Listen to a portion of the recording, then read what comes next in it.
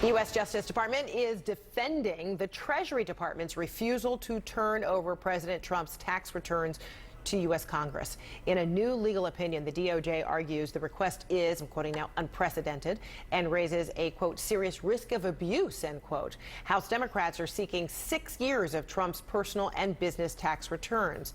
With me now is Congressman Lloyd Doggett. He is a Democratic representative from Texas and a member of the House Ways and Means, the committee that has subpoenaed the president's tax returns. Congressman, good to see you. Thanks so much for being with me. So let me start by getting your reaction to this DOJ legal memo alleging that your committee is motivated by politics, not oversight.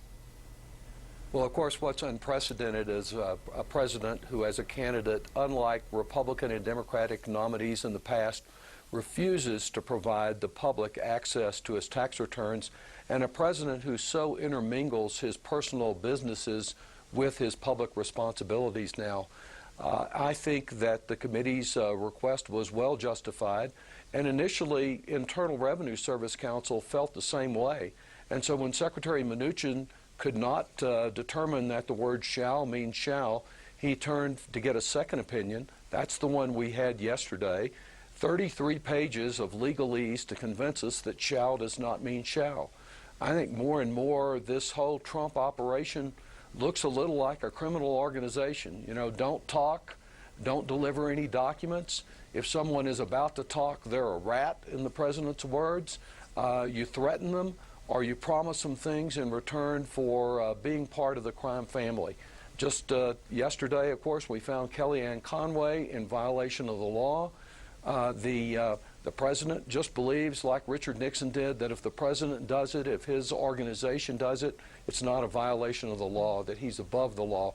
And that's why Congress is so important, to provide some balance, to provide that checks and balances that our founders realized were critical for preserving our democracy. So the president stands behind, his advisor Kellyanne Conway and doesn't see that there was any kind of violation of the Hatch Act. So meantime, on this issue of the Treasury Department withholding or standing in the way of DOJ, supporting it, of the release of these taxes from the president, you sent out a statement shortly, after that opinion came out from DOJ, and you did have some very strong words, particularly for the U.S. Attorney General William Barr, saying, I'm quoting now, what else but excuses could be expected from an attorney general who has been acting as the taxpayer-financed personal attorney of President Trump?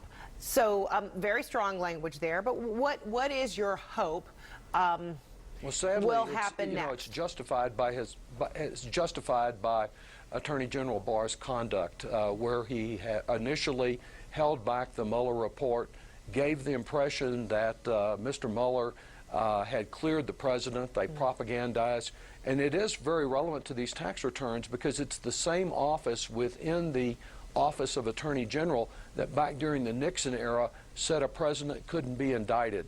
That's what handcuffed Mr. Mueller and was really the basis for his report in not finding the president guilty of obstruction. He is a walking bit of obstruction every day, preventing access to information. And I think, what's more outrageous than that are those Republicans that sit on their hands, they're silent, or they provide excuses. And now some of the responsibility, of course, falls on us as Democrats to act boldly, and to ensure that we push back against this president. Trump will not yield to timidity. He'll just keep grabbing more and more power. So with this refusal of handing over these documents, tax returns, with the Department of Justice supporting that act, it is clear that this is a legal road that is being built. It could take years, could it not? Yes, for any lower courts and then potentially a U.S. Supreme Court to weigh in on this. So given that scope, is it worth it, in your view, to pursue?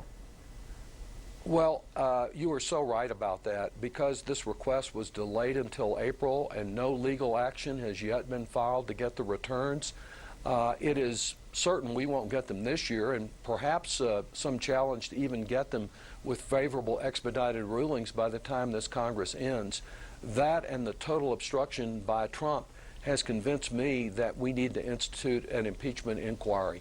I think the president's conduct certainly involves high crimes and misdemeanors, but I'm not prejudging that for the committee. I just think we need a thorough investigation and a strong pushback immediately to a president who believes he's above the law and who refuses to provide any of the information Congress needs for its oversight function. Congressman Lloyd Doggett, we'll leave it there for now. Thanks so you. much.